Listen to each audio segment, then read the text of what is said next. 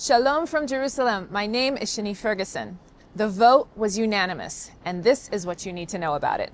When Syria fell and the rebels, who are essentially a lot of different groups and sects of Islamic extremists, got together and toppled Syria, the Druze who live in Syria got together and had a vote. And in their vote, they requested to be subsumed into Israel. Why does this matter? When the rebels recently toppled Syria and Assad, who had ruled Syria for all these years, fled to Moscow and is enjoying his safe haven with President Putin, Israel immediately went and took over the second half of Mount Hermon. A lot of people don't know this, but Mount Hermon is the only place in Israel where you can go skiing. But if you ski down the wrong side of the mountain, you will end up in Syria. So as soon as the regime fell, and there's mass chaos now because the rebels are essentially many different sects of Islamist extremists, Israel immediately went to create a buffer between all the chaos that is happening in Syria and its residents and citizens in the Golan Heights. Now, the Druze during this time got together, the Druze that are living in Syria got together, and they unanimously requested to be subsumed into Israel. Why? The Golan Heights years ago was occupied by Syria. And in the Six-Day War, Israel took that area because it's a mountainous area and serves as a natural boundary to separate the chaos from Syria, who is often hostile to Israel, and the civilians and the towns in the Galilee area in Israel. At the same time that all this chaos is happening in Syria, Israel took the initiative to take out the entire air force that Syria has, as well as many of the chemical weapons that Assad had created and used on his own people. Probably didn't hear about it. A lot of people didn't protest the fact that 500,000 civilians were killed by Assad over the past decade or so, and chemical weapons were used against them. So during this time, Israel said, we don't know who's going to be in power in Syria, and so what we're going to do is eliminate their ability to terrorize the surrounding region and destabilize with firepower and air force power. But the fascinating part about the Druze in Syria wanting to be subsumed and become part of Israel is that the whole fight between the Palestinians in Israel all this time has been that Palestinians want their own country and they want their own rule and they want to be separate from Israel. But when it comes down to it, the Druze in Syria are saying, if we have to choose between two evils, it's not like they love Israel, but they do recognize the stability and the freedom that they will have in Israel. And they say, we want to be able to keep our dignity. We don't trust the Islamic extremists that have just taken over Syria.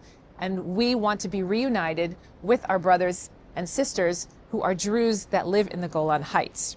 Interestingly enough, the fall of Syria has created a ripple effect that really began in October 7th. And all these terrorist organizations are actually watching Israel's dominance in taking out the leaders in Hezbollah, taking out the leaders in Hamas. And the rebels in Syria have said, we will hold true our commitment to the 1974 ceasefire. Whatever the rules were there, that's what we're going to hold. We don't want any beef with Israel.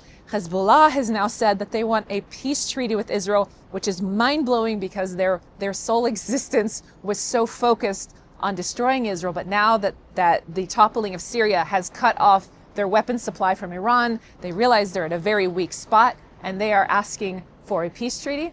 And in Syria, the most fascinating thing has been that the rebels and the civilians living there have been handing over weapons to Israel. So all these weapons caches that have been in Syria all this time, they're actually giving it to the IDF to take care of, to destroy whatever it is that needs to be done. That shows a huge level of trust. Whereas before the narrative was so much, genocide, what are they going to do these things? They just use their power to destroy.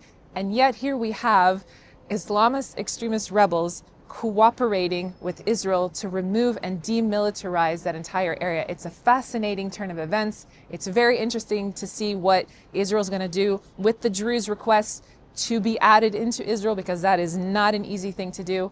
Currently, right now, as they have taken over Mount Hermon and kind of the buffer area that borders Israel, that is just temporary because they want to make sure that none of the chaos and infighting comes into Israel. But it's definitely, as I've said over and over, this is a crucial time in the Middle East. Stability is key.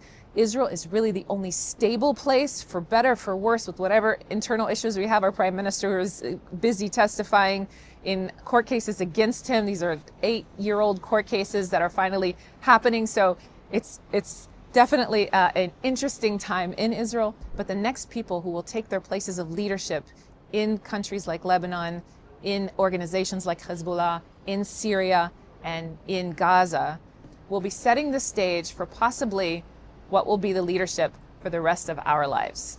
So thank you for praying and thank you for caring, especially during this holiday season. You can go to israelneedsme.com and sign up to get our emails and a lot more information. We have branches all over the world, including Ireland, where Israel just pulled their embassy out. There is still a Maoz Ireland. So we have our people from 8 different branches from all over the world who are advocating and praying and reaching out to people in their local area. Go to our website and find out if we're in your country and be in touch with us. Until next time, I'm Shani Ferguson. Shalom from Jerusalem.